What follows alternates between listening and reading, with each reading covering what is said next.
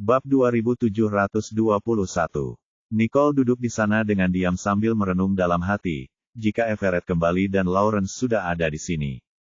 Heran, apakah mereka berdua bersembunyi di luar negeri bersama-sama dan sekarang kembali satu persatu ke sini untuk memecahkan kode Watercress. Tetapi jika memecahkan kode untuk Watercress adalah hal yang mudah, mengapa Lawrence butuh waktu selama ini? Tanyanya. Tetapi jika Watercress bukanlah alasannya, apa yang membuat Everett kembali dengan tergesa-gesa? 3 hari kemudian, waktu berlalu dalam sekejap mata, dan Damien masih merahasiakan keberadaannya. Dia hanya menjaga kokinya, dan tidak melakukan gerakan apapun yang dapat menimbulkan kecurigaan orang-orang yang mengawasinya. Patricia mengerutkan kening, kekhawatiran tampak di matanya. Dia tidak sedang merencanakan semacam rencana balas dendam besar di rumah, kan? Nicole mengangguk. Itu adalah kemungkinan yang tidak bisa kita singkirkan begitu saja. Pasti ada yang salah. Kok dia bisa diam dan murung begitu? Tanya Nicole. Kami tidak menemukan sesuatu yang mencurigakan, tidak peduli seberapa keras kami mencari. Apa yang sebenarnya sedang direncanakannya?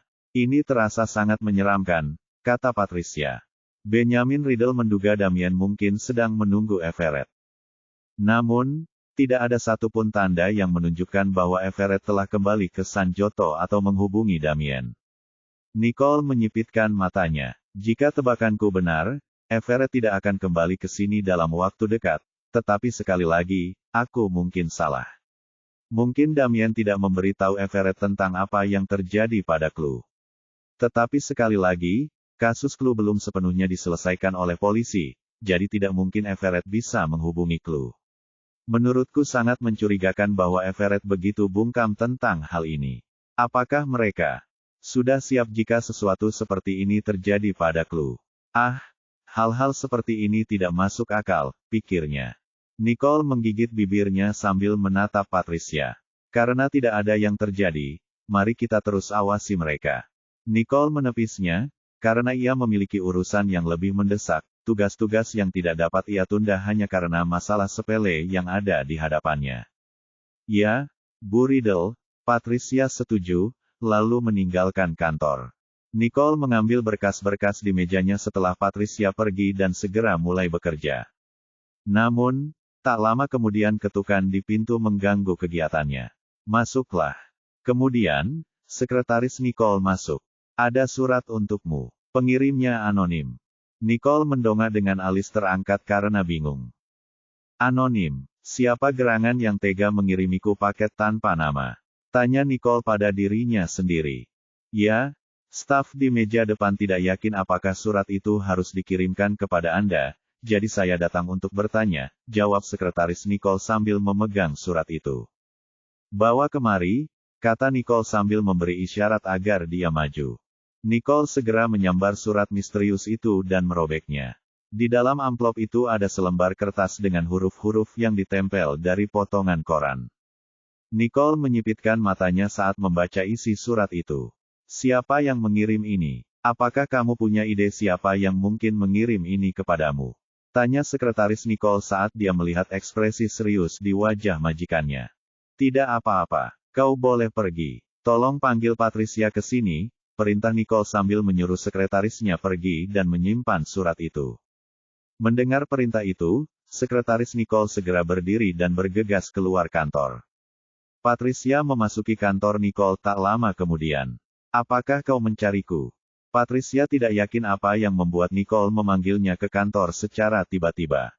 Namun, ia menyadari fakta bahwa ada surat anonim yang telah dikirim ke kantor tersebut. Nicole mengulurkan tangannya, memegang amplop itu. Lihat ini. Patricia mengambilnya dan mulai membaca isinya. Apa? Kenapa mereka mengancammu? Tidak mungkin. Nicole mencibir ketika ekspresinya berubah gelap. Bab 2722. Aku merasa agak heran dia pikir kamu akan duduk diam saja dan menonton dia melakukan triknya pada Elar, kata Patricia.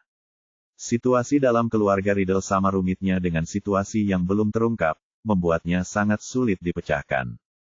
Jelas mereka meminta seseorang yang mengenalku dengan baik untuk melakukan ini, asumsi Nicole.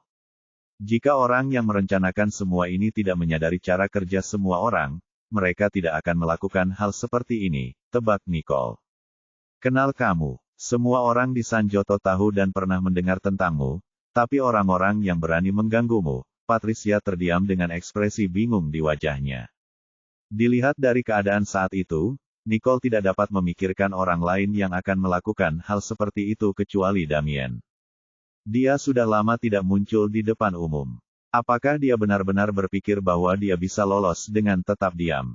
Nicole berpikir sebelum berdiri. Mari kita kunjungi Johnston Group, kata Nicole.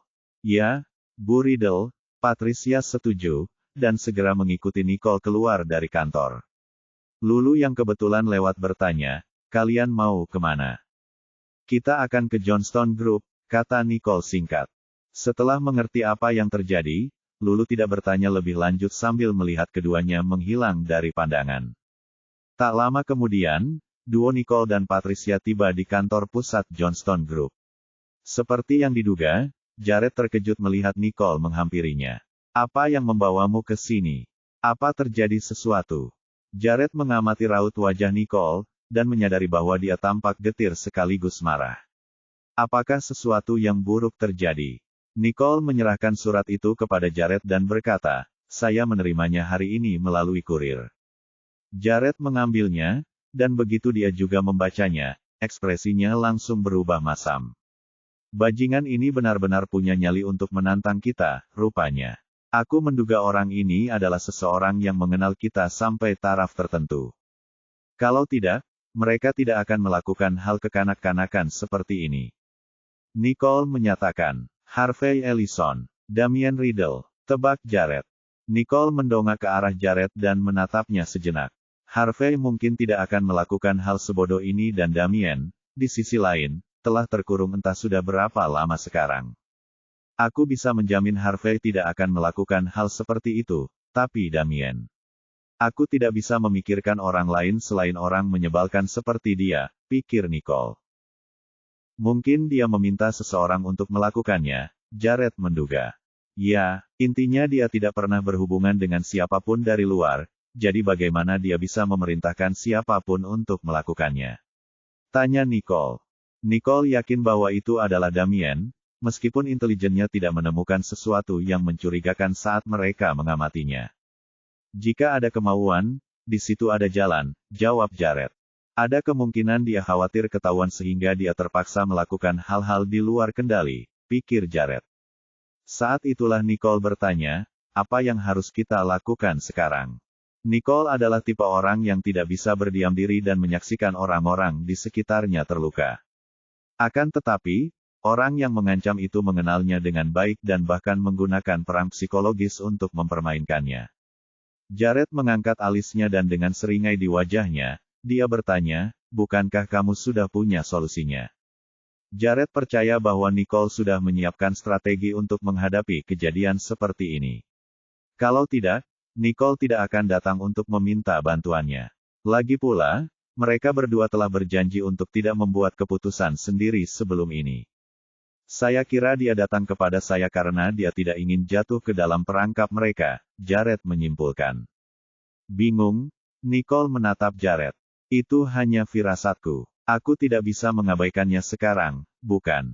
Nicole telah bertekad untuk mencari cara untuk membalikkan keadaan. Namun, dia tidak punya sedikit pun ide tentang bagaimana melakukannya, oleh karena itu dia harus mengunjungi Jared. Jared mengulurkan tangan dan memeluk Nicole lama-lama, dan Nicole tetap dalam pelukannya. Karena kau sudah memutuskan, kita serahkan saja pada Patricia dan Charlie untuk mengurus ini, gumam Jared. Bab 2723. Nicole menatap Jared dengan bingung. Apa maksudmu saat kau bilang serahkan saja pada mereka? Ya, itu bisa jadi jebakan, jadi akan lebih aman membiarkan mereka menanganinya, Jared menjelaskan. Jika ini hanya konspirasi yang ditujukan pada Nicole, Charlie dan Patricia bisa mengatasinya. Tapi jika Elar benar-benar dalam bahaya, aku tidak akan tinggal diam dan membiarkannya terjadi. Nicole mengangguk mendengar penjelasan Jared. Baiklah, tapi kenapa kau tidak membiarkan Patricia menanganinya sendiri dan meminta Charlie untuk melindungimu? Charlie harus ditempatkan di dekat Jared, dan jika ada yang mencoba mengejar Jared, dia akan berada di sana tepat waktu untuk memastikan keselamatan Jared. Menurutku, ini adalah cara termudah untuk memastikan semua orang terlindungi dan aman, pikir Nicole. Aku juga tak keberatan, jawab Jared sebelum memanggil Max untuk menyampaikan perintah pada Charlie. Kemudian, dia melirik jam tangannya. Kita makan siang dulu sebelum kamu kembali ke kantor. Setelah dengan senang hati menyetujuinya, Nicole tetap makan siang bersama Jared. Sementara itu, Max baru saja memberi pengarahan kepada Charlie dan Patricia mengenai tugas baru mereka, dan mereka pun menjawab serempak, "Baik, Pak. Kau harus mengawasi orang ini. Kita tidak tahu apa yang akan mereka lakukan. Kau harus selalu waspada," Patricia memperingatkan Charlie. Charlie lalu mengangguk dan menatap Patricia. "Kau juga. Baiklah, mari kita bicarakan bagaimana kita bisa menyusun strategi ini." Sudah terlalu jelas bahwa mereka mencoba untuk memikat Nicole ke dalam perangkap mereka dengan menggunakan perhatian kita terhadap Ellar untuk melawan kita semua. "Aku penasaran apakah dia akan menggigit," kata Max sambil berpikir, "jika Ellar cukup bijak untuk menyadari bahwa ini adalah perangkap, segalanya akan jauh lebih mudah bagi kita." "Aku akan memberitahu Ellar tentang ini," Patricia memutuskan setelah beberapa detik terdiam. "Ellar harus bersiap untuk ini. Bagaimanapun juga, dia perlu melindungi dirinya sendiri dan semua orang di sekitarnya dari bahaya yang mengancam. Bisakah kita percaya pada orang ini, Ellar?" tanya Charlie dengan sedikit keraguan dalam suaranya. Hal ini mendorong Patricia untuk bertanya, "Mengapa kamu bertanya? Kamu kenal dia?" Mereka bertiga hanya mendengar tentang Ellar, tetapi tidak seorang pun dari mereka yang pernah berurusan langsung dengannya. "Tidak," bisik Charlie. Dia sedikit khawatir karena dia punya firasat buruk tentang Ellar. Patricia tercengang setelah melihat reaksi Charlie. Kenapa dia bersikap seperti ini jika dia tidak mengenal Ellar secara pribadi? "Lupakan saja. Aku tidak akan menjelaskan lebih lanjut tentang ini," Charlie menambahkan. "Ingatlah untuk menjelaskan semuanya kepadanya dengan jelas. Mereka sebaiknya tidak menyalahkanku jika terjadi sesuatu yang salah," Charlie bergumam pada dirinya sendiri. "Ya, aku tahu apa yang harus kulakukan. Aku akan pergi sekarang," jawab Patricia, sebelum berdiri dan pergi. Dengan raut wajah bingung, Max bertanya pada Charlie, "Ada apa denganmu?" Pikirnya, "Ya ampun, orang ini seperti tembok bata. Aku sama sekali tidak tahu apa yang sedang dipikirkannya, tetapi apa yang baru saja dilakukannya aneh. Tidak ada yang salah. Orang yang memanfaatkan kelemahan Nona Riddle demi keluarganya untuk melawannya itu sangat tercela. Aku tidak akan membiarkan mereka lolos begitu saja," gerutu Charlie. "Aku akan menangkap mereka dan memenjarakan mereka untuk selamanya." "Astaga, mereka berkeliaran seperti lalat yang mengganggu," gerutu Charlie. Dengan ekspresi serius di wajahnya, Max setuju, "Ya, sebaiknya kita tidak membiarkan mereka lolos begitu saja kali ini." "Aku tidak akan membiarkan orang ini lolos lagi," janji Charlie. Saat waktu makan siang tiba, Jared dan Nicole sudah berada di restoran memesan makanan.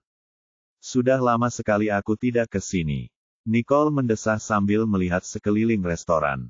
Semuanya tampak sama seperti dulu, tapi melihatnya sekarang menimbulkan rasa nostalgia, pikirnya sambil matanya mengamati bagian dalam tempat itu. "Nicole, Tuan Johnston." Seseorang tiba-tiba memanggil mereka. Bab 2724. Nicole mengangkat alisnya dan saat itulah dia melihat Martin berjalan ke meja mereka dengan seorang wanita di belakangnya. "Ini," Nicole terdiam sebelum menatap Martin dengan senyum nakal di wajahnya. "Mitra kolaborasi di pusat R&D saya yang sedang kami garap untuk mengembangkan proyek baru. Kami juga hampir menyelesaikannya," jelas Martin. "Saya lihat kalian berdua adalah tim yang hebat." Nicole tersenyum sebelum menoleh ke arah wanita di samping Martin. "Hai, namaku Nicole Riddle, teman Martin. Senang bertemu denganmu," perkenalkannya. Kemudian, wanita itu membalas senyumannya dan memperkenalkan dirinya. "Hai, Nicole. Saya Cindy Rowe. Apa yang membawamu ke sini untuk makan siang? Bukankah kantormu agak jauh dari sini?" tanya Martin, karena ia tidak menyangka Nicole akan makan siang di sini. Saya datang menemui Jared untuk urusan kantor dan kami memutuskan untuk mampir untuk makan siang, jawab Nicole.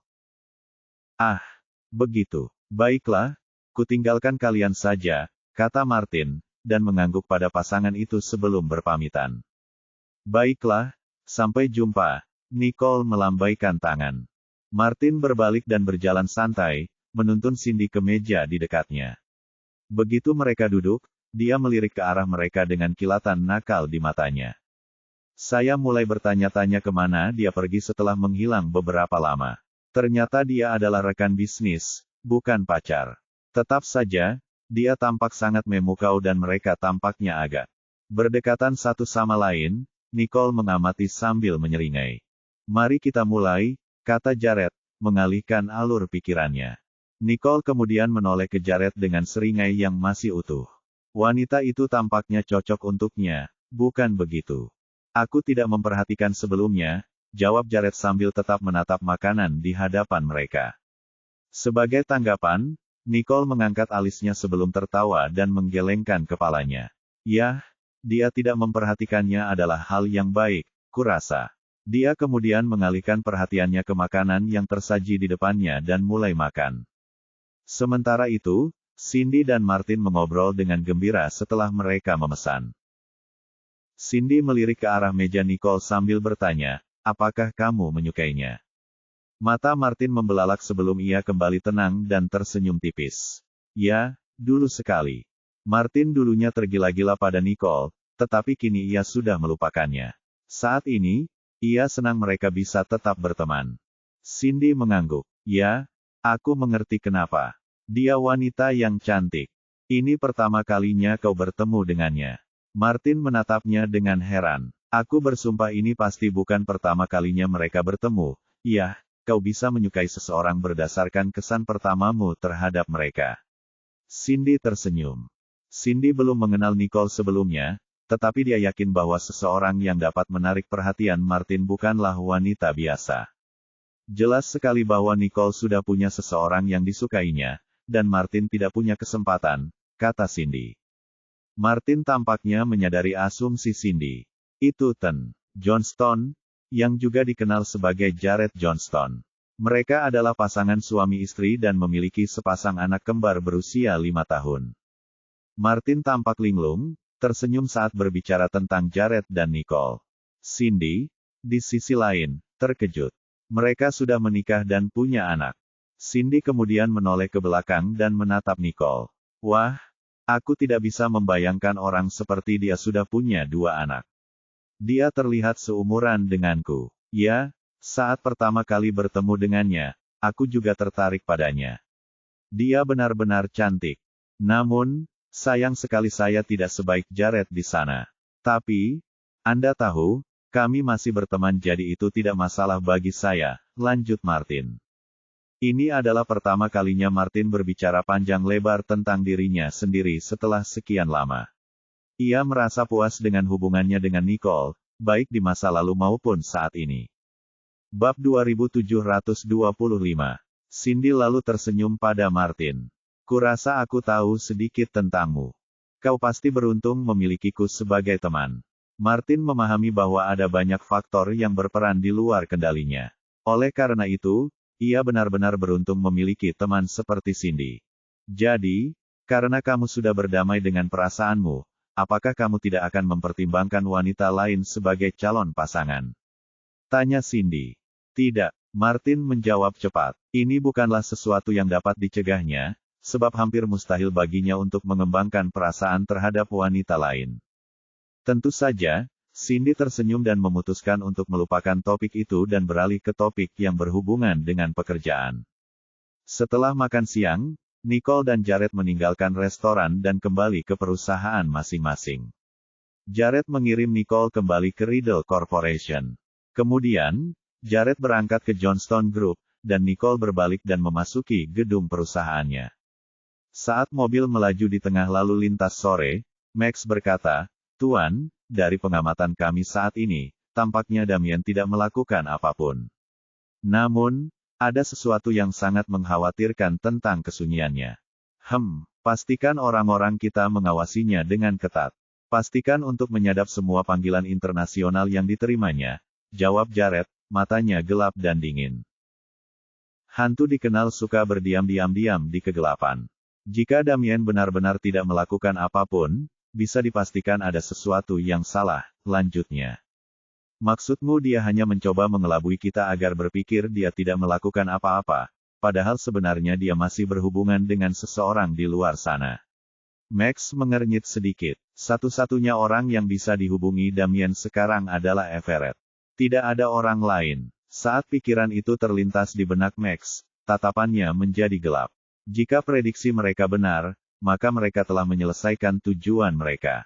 Bagaimanapun juga, Everett telah lama menjadi buron. Minta Charlie untuk mengawasi Lawrence juga, perintah Jared, suaranya dalam dan rendah. Dibandingkan dengan Everett, Jared merasa bahwa Lawrence lebih merupakan ancaman yang pantas mendapat pengawasan lebih ketat. Pada akhirnya, Watercress bersama Lawrence, dan begitu dia berhasil mengaktifkannya, tidak akan ada yang tahu apa yang akan dia lakukan dengannya. Lagi pula, Lawrence telah lama mengincar Firecrest milik Nicole, dan setelah gagal, ia berhasil mendapatkan Watercress. Pada titik ini, niat dan motif Lawrence yang sebenarnya sudah jelas. Mengetahui apa yang dimaksud Jared, Max dengan serius menjawab. Dipahami. Mobil yang mereka tumpangi semakin menjauh ke cakrawala, lalu lenyap sama sekali dari pandangan. Sementara itu, di kantor pusat Riddle Corporation, telepon Nicole berdering begitu dia menginjakkan kaki di kantornya. Melihat bahwa itu adalah panggilan dari Lawrence, dia mengangkatnya. Leo. Nicole, kamu baru saja kembali ke kantor. Suara Lawrence terdengar dari pengeras suara. Ya, ada apa? Tanya Nicole untuk menguji Lawrence, karena ia penasaran bagaimana Lawrence tahu bahwa ia baru saja kembali. Saya ada di lantai pertama. Karena kamu sudah kembali, saya akan ke sana dan menemuimu. Lawrence menjawab. Mendengar hal ini, Nicole langsung mendapat jawaban atas pertanyaannya. Lawrence kemungkinan melihatnya keluar dari mobil Jared. Baiklah. Jawab Nicole, lalu menutup telepon. Setelah beberapa saat, Lawrence muncul di kantor Nicole. Karena ini jam makan siang, apakah kamu kebetulan lewat? Nicole bertanya dengan santai. Tidak juga, Lawrence menjawab, sebelum menyerahkan dokumen kepada Nicole. Ini proposal untuk penyewaan bersama. Saya rasa ini cukup cocok untuk perusahaan Anda, jadi saya mengambil salinannya. Anda dapat mencoba mengajukan penawaran. Setelah Nicole membuka amplop itu, dia meneliti dokumen itu dengan cermat. Kemudian, dia mengangguk dan menjawab, memang cocok untuk Riddle Corporation. Anda dapat menyimpan salinan ini. Mengenai prosedur lainnya, Anda mungkin ingin memulai dengan pengaturan Anda, kata Lawrence, sebelum memberinya senyum lembut. Kalian juga tidak ikut berpartisipasi. Nicole bertanya karena penasaran. Dia bertanya-tanya mengapa dia memberinya kesempatan seperti itu. Lawrence menggelengkan kepalanya. Perusahaan kami telah bersiap. Mungkin kami juga akan bersaing satu sama lain. Bab 2726. Baiklah, aku akan memikirkannya. Jawab Nicole. Saya harap bisa bertemu dengan Anda nanti, kata Lawrence, tampak tulus dalam niatnya. Semoga saja. Nicole mengangkat bahu, belum memberikan janji apapun. Proyek itu tentu saja cocok untuk perusahaan itu. Namun, Nicole masih harus mendiskusikannya dengan Sean dan Steve untuk menilai status perusahaan saat ini dan menentukan apakah mereka dapat berpartisipasi atau tidak. Jika mereka tidak dalam posisi untuk berpartisipasi, mungkin Elar dapat mencobanya. Beberapa kemungkinan skenario muncul di benaknya pada saat itu, tetapi dia memutuskan bahwa tidak perlu membicarakannya dengan Lawrence. Mendengar jawaban singkat Nicole, Lawrence terdiam dan mengganti topik pembicaraan, bagaimana kabar Nolan dan Lana? Mereka baik-baik saja, jawab Nicole. Saya baru menyadari Nolan tidak aktif di media sosial akhir-akhir ini. Apakah dia menemukan sesuatu yang lebih menarik untuk dimainkan? Lawrence bertanya dengan santai. Nicole pun menanggapinya dengan pertanyaannya sendiri. Apakah ada yang ingin kau katakan padanya? Fakta bahwa dia tahu Nolan tidak aktif agak aneh. Oh, tidak ada apa-apa. Hanya saja dia tidak sering membalas pesanku, jadi kurasa dia tidak online. Lawrence tersenyum. Kadang-kadang aku merindukannya, loh. Itulah sebabnya aku sering mengiriminya pesan. Begitu ya, dia memang sudah jarang aktif di internet akhir-akhir ini. Tapi menurutku dia tidak melakukan hal lain. Mungkin, sekolah telah memberikan banyak pekerjaan untuknya. Sekolah sedang mempersiapkan hari orang tua anak, dan mereka berdua terlibat di dalamnya, jadi, Nicole menjelaskan. Mendengar ini, Lawrence mendesah dalam hati. Jadi itu alasannya, tentang hari orang tua anak, orang luar tidak diundang, kan? Aku penasaran apakah aku akan diberi kehormatan untuk menghadirinya. Lawrence melontarkan pertanyaan itu, matanya dipenuhi rasa rindu. Mendengar itu, Nicole mengerutkan kening. Aku tidak yakin soal itu. Kurasa Nolan akan mengundangmu jika sekolah membuat pengumuman. Kalau begitu, saya akan menunggu kabar baiknya. Lawrence berseri-seri seolah-olah dia telah menerima undangan itu. Nicole mengerutkan bibirnya, karena ia mulai merasa sedikit canggung. Masih terlalu dini untuk memutuskan.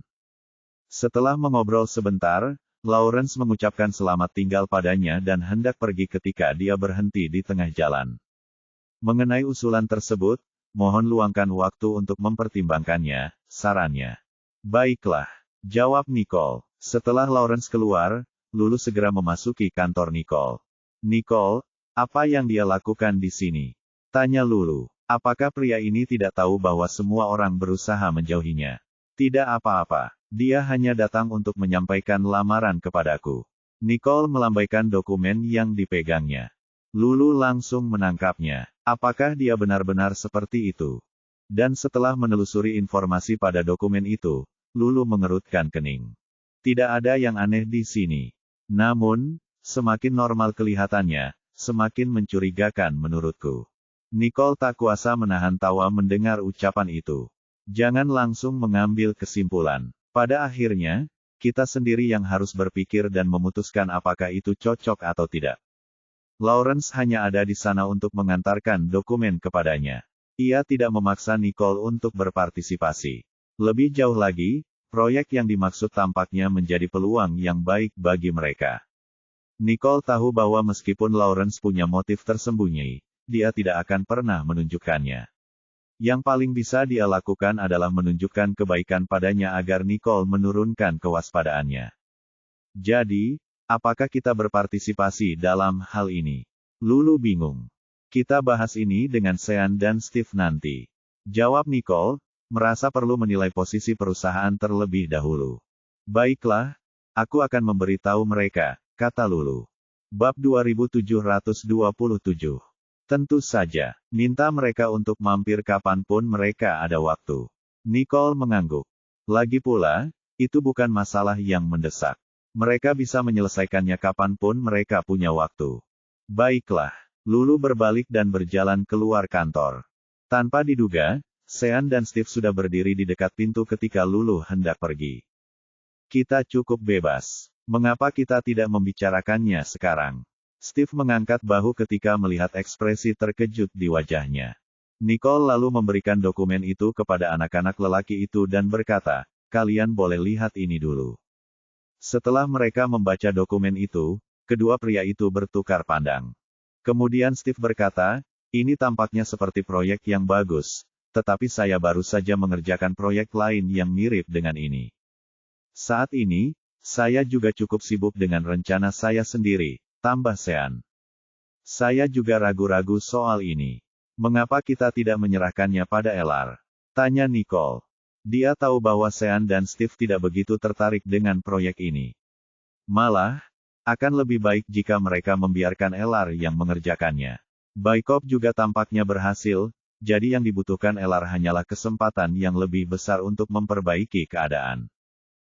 Itu ide yang bagus. Sean dan Steve menyetujuinya serempak, karena semua orang akan senang jika LR menerimanya. Karena kalian tidak menentang ide itu, kita akan melanjutkan pengaturan ini saja.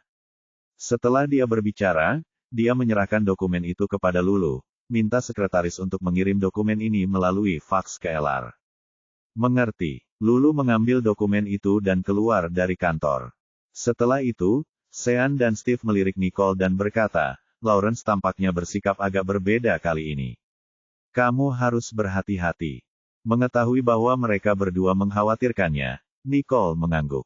Ya, aku akan berhati-hati padanya. Everett masih di tangan Lawrence. Clue sekarang dalam masalah hukum yang serius, dan ditambah lagi dengan situasi Paman Damien, saya merasa semua hal ini saling terkait. Pokoknya, tetaplah waspada, saran Steve. Setelah tersenyum, Nicole menjawab, jangan khawatir. Aku tidak akan mengambil keputusan gegabah. Kami percaya padamu, tetapi kamu harus sangat berhati-hati dalam hal-hal tertentu. Lagi pula, ada terlalu banyak orang dengan niat jahat di luar sana. Sean bergema karena khawatir. Itu tidak ada hubungannya dengan seberapa mampu Nicole melindungi dirinya sendiri, dan lebih berkaitan dengan seberapa kejam musuh-musuhnya dalam mendapatkan apa yang mereka inginkan. Baiklah, Nicole meyakinkan. Aku tahu kalian khawatir padaku, tapi kalian bisa tenang saja. Aku tahu apa yang perlu dilakukan. Baiklah kalau begitu. Sean dan Steve kemudian mengingatkan Nicole tentang beberapa hal lagi sebelum mereka meninggalkan kantornya. Setelah beberapa saat, Lulu kembali dan berkata, sudah dikirim. Ellar seharusnya sudah menerimanya. Baiklah, serahkan saja padanya. Meskipun Ellar telah menerimanya sebagai kabar baik, apapun yang akan dilakukannya dengan lamaran itu sepenuhnya terserah padanya. Sementara itu, di Bangkok, Ellar memegang dokumen dari mesin faks sambil hati-hati membaca rinciannya, kalimat demi kalimat, dan kata demi kata. Anda mengatakan bahwa ini dikirimkan kepada kita oleh kantor pusat. Ellar mengerutkan kening. Ya, itu juga disertai dengan catatan, yang mengatakan bahwa Anda akan membuat keputusan akhir apakah Anda akan menerimanya atau tidak. Jika Anda memerlukan bantuan, Anda dapat menghubungi Lulu. Sekretaris itu menjawab, Lulu Barrera, ucap Ellar, menyadari bahwa kemungkinan besar itu adalah instruksi Nicole. Kemudian dia mengangguk dan berkata, kamu boleh pergi sekarang. Baiklah, sekretaris itu berbalik dan meninggalkan kantornya. Setelah itu, Ellar membuka dokumen itu sekali lagi dan meneliti informasi yang ada di dalamnya. Namun, dia bingung. Bab 2728. Ini jelas proyek yang bagus. Nicole pasti sangat percaya padaku jika dia menyerahkannya padaku.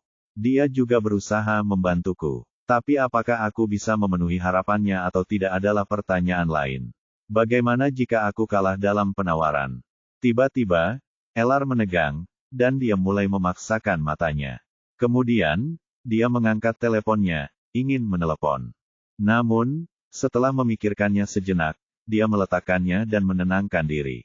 Nicole sama sekali tidak meneleponku untuk memberitahuku tentang hal ini.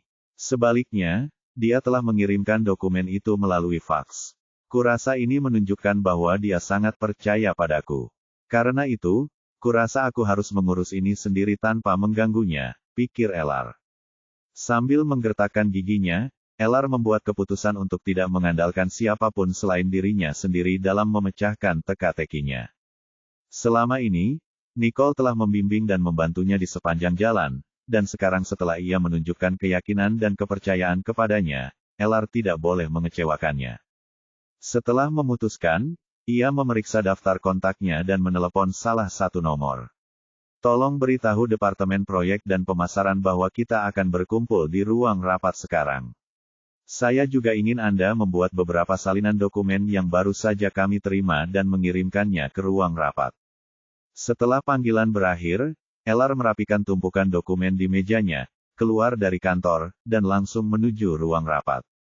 Meskipun mereka harus menangani beban kerja yang sangat besar selama beberapa hari terakhir, Ellar tahu bahwa yang perlu ia lakukan saat itu adalah fokus pada hal-hal yang penting. Hal terakhir yang ia inginkan pada saat seperti ini adalah mengecewakan Nicole. Adapun apa yang dikatakan Patricia. 2 hari berlalu dalam sekejap mata. Nicole hanya bekerja seperti biasa. Setiap ancaman yang dilontarkan melalui surat anonim itu tidak terbukti benar di dunia nyata. Seolah-olah mereka hanya mengerjainya. Namun, berita tentang penangkapan Clue telah terungkap dan dengan cepat menjadi berita utama. Seperti yang diduga, tindakan Clue yang menjijikkan mengejutkan publik, tetapi ada juga sebagian kecil yang bersimpati padanya. Nicole, kamu sudah melihatnya. Berita tentang penangkapan Clue sudah beredar sekarang, Lulu berkicau saat melangkah masuk ke kantor Nicole. Mereka akhirnya mendapatkan apa yang mereka inginkan, keadilan retributif. Ya, aku melihatnya. Nicole, di sisi lain, bersikap tenang. Dia tidak pernah menduga akan terjadi perubahan besar terkait insiden itu. Tak dapat berhenti menyeringai, Lulu menoleh ke Nicole dan menambahkan, dia sendiri yang menanggung akibatnya. Aku penasaran apakah dia akan tumbuh dan belajar dari kejadian ini. Sudah saatnya dia menyingkirkan sifat jahatnya itu, kau tahu. Apapun yang terjadi selanjutnya, itu salahnya. Jika dia menolak belajar dari kejadian ini, lebih baik dia tidak menyeretku ke dalam lumpur dengan kejahilannya, jawab Nicole, setelah memutuskan bahwa dia tidak akan membiarkan Clue mencoba melakukan hal bodoh padanya lagi. Itu benar, bahkan jika dia memilih untuk tidak berubah, kita harus menunggu sampai dia dibebaskan. Tapi, hukuman penjaranya cukup panjang, jadi jalan ke depannya akan sulit baginya, kata Lulu, yang tampaknya bersukacita atas penderitaan Clue. Itu semua perbuatannya, jadi dia harus menanggung akibat perbuatannya, pikir Lulu. Setelah menghela napas lega, Lulu melirik Nicole dan bertanya, menurutmu apa yang terjadi dengan surat itu? Sampai saat ini, belum terjadi apa-apa, meskipun ada kecurigaan bahwa tidak akan ada orang yang cukup konyol untuk mengirim surat berisi serangkaian ancaman kosong tanpa alasan. Mungkin mereka hanya menunggu waktu yang tepat untuk bertindak. Kalau tidak, itu mungkin hanya akting untuk menguji reaksiku. Nicole menyipitkan matanya, tidak percaya bahwa itu semua hanya lelucon. Tapi kami tidak melakukan hal yang berbeda selama beberapa hari terakhir. Kami semua beraktivitas seperti biasa, jadi apa yang mereka amati? Tanya Lulu. Dia merasa bahwa salah satu alasan mengapa mereka tidak bergerak adalah karena mereka mungkin menyadari sesuatu. Mengganti topik pembicaraan, Nicole menatap Lulu dan bertanya, bagaimana kabar Elar? Sekarang setelah kau menyebutkannya, Lulu ragu sejenak. Kenapa dia begitu pendiam akhir-akhir ini? Jika Nicole tidak bertanya tentang Elar, Lulu tidak akan pernah memikirkannya sama sekali. Dan sekarang setelah memikirkannya, Lulu menyadari bahwa tidak ada kabar dari Elar sama sekali.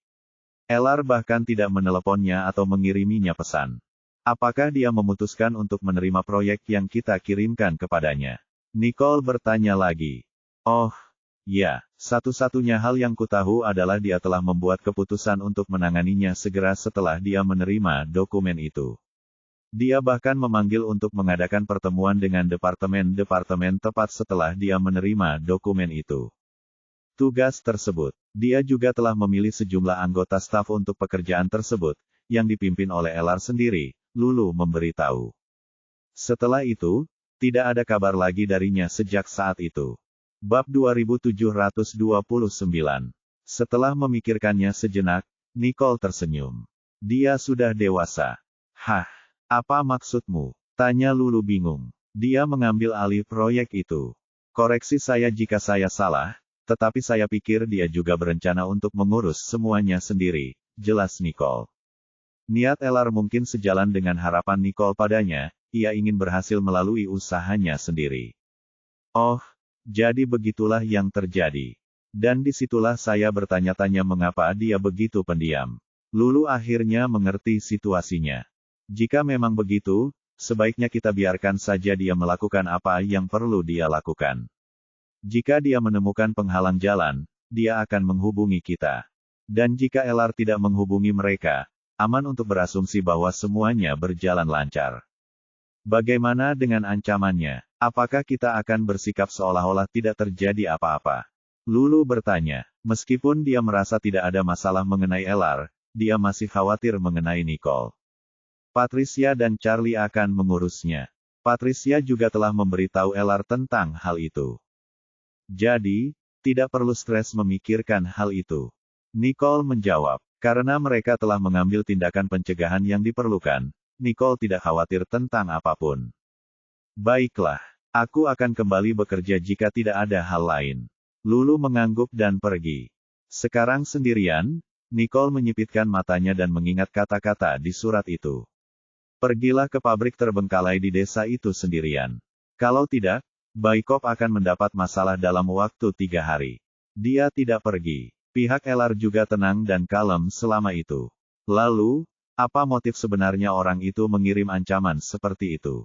Sementara Nicole asyik dengan pikirannya, sekretarisnya mengetuk pintu dan masuk.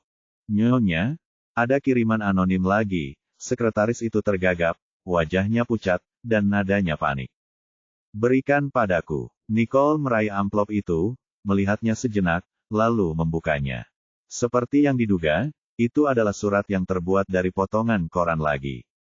Namun, pesan kali ini berbeda dari yang sebelumnya. Kali ini, itu adalah sebuah ultimatum. Karena kamu melanggar instruksi, kamu harus menanggung konsekuensinya. Begitu saja, Nicole mengerutkan kening. Jika pengirimnya benar-benar berniat mengintimidasi dia, akan lebih masuk akal bagi mereka untuk segera menyerang Baikop daripada mengiriminya surat yang memperingatkannya tentang apa yang akan mereka lakukan. Nyonya, apakah Anda baik-baik saja? Sekretaris itu bertanya kepada Nicole, karena dia tidak mengerti apa yang baru saja Nicole maksud. Alih-alih menjawab, Nicole malah berbalik dan memerintahkan, minta Patricia untuk datang. Dimengerti, jawab sekretaris itu sambil berbalik sebelum meninggalkan kantor. Semenit kemudian, Patricia melangkah masuk ke kantor. Sesampainya di sana, dia berhenti sejenak saat melihat surat itu dan mengerutkan kening. Dia mengirim surat lagi. Ya, Nicole memberikannya pada Patricia. Setelah Patricia membaca isinya, matanya terbelalak kaget. Begitu saja. Dia tidak mengerti apa yang ingin dilakukan pengirimnya. Apakah mereka mencoba menjadi lebih misterius daripada yang sebenarnya? Saya juga merasa aneh. Apa yang sebenarnya ingin mereka lakukan? Tanya Nicole sambil matanya berkilat karena amarah yang dingin. Surat sebelumnya jelas merupakan jebakan, yang memancingnya untuk pergi ke pabrik terbengkalai itu sendirian. Meskipun dia tidak terpancing, dia telah melakukan persiapan yang diperlukan. Namun, tidak terjadi apa-apa pada Elar. Sebaliknya, Nicole menerima ancaman lagi. Satu demi satu, ancaman demi ancaman, namun, mereka tidak melakukan apapun yang layak mendapat respons.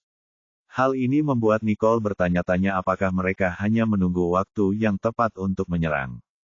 Tetapi jika waktunya tidak tepat, bukankah lebih mudah bagi mereka untuk diam saja dan menunggu waktu yang tepat? Mengapa mereka mengirimiku surat kaleng dan membuatku waspada? Pikir Nicole. Nyonya, mereka tidak sedang menguji kesabaran Anda, kan? Patricia mengerutkan kening sambil berspekulasi.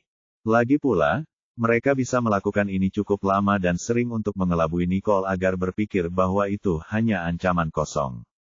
Lalu, setelah Nicole tidak lagi peka, mereka akan menyerang.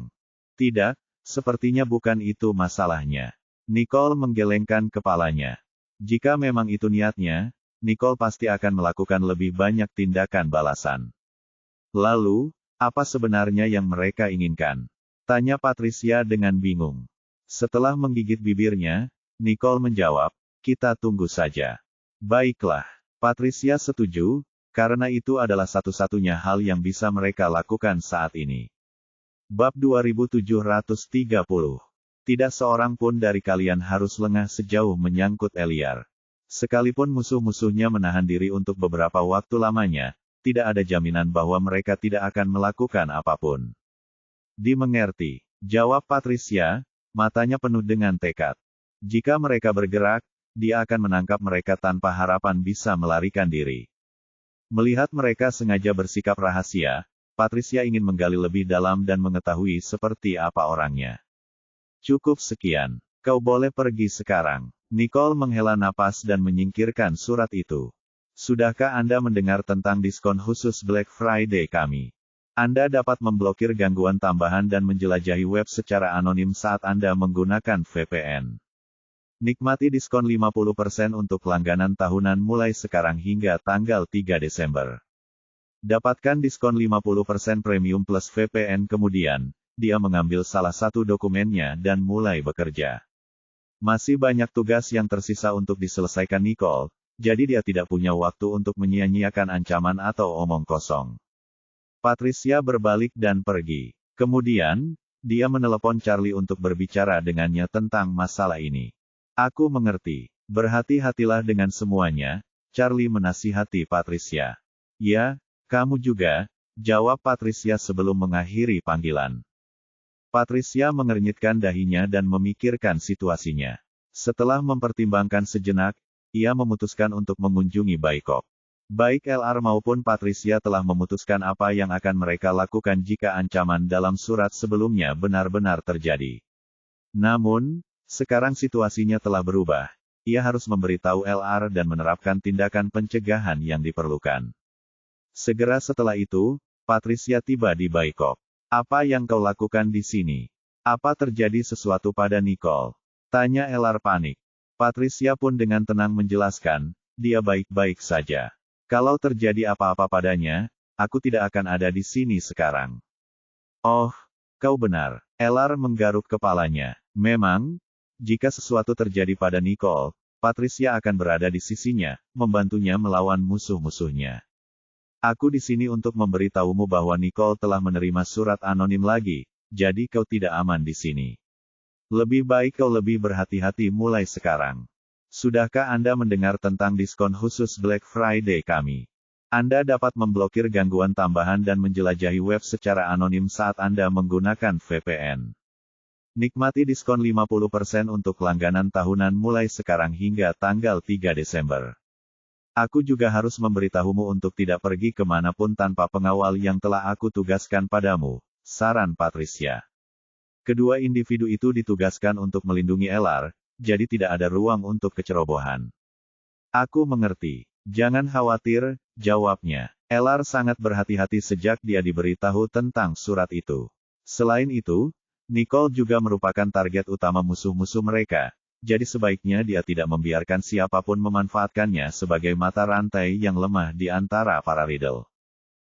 Bagus. Patricia mengangguk puas. Namun, dia cukup yakin bahwa LR adalah bom waktu yang akan memberikan pukulan telak bagi semua orang jika dia meledak. Tidak ada yang tahu apa yang akan terjadi jika Patricia tidak melakukan sesuatu untuk memastikan dia tidak meledak. Jadi, kamu bilang ada surat baru. Apa isinya? Tanya LR, gemetar dan khawatir. Apakah ini tantangan lain untuk Nicole? Mengapa mereka mengganggunya? Tanya LR. Tidak apa-apa. Ingat saja apa yang sudah kukatakan padamu. Patricia selesai berbicara, dan hendak pergi ketika LR memanggilnya. Kau akan pergi? Tanya LR tiba-tiba. Ada lagi. Patricia menghentikan langkahnya dan menoleh ke arah LR. Tentu saja, LR tampak sedikit gugup. Sudah hampir tengah hari. Aku akan segera keluar untuk makan siang. Bagaimana kalau kau ikut denganku?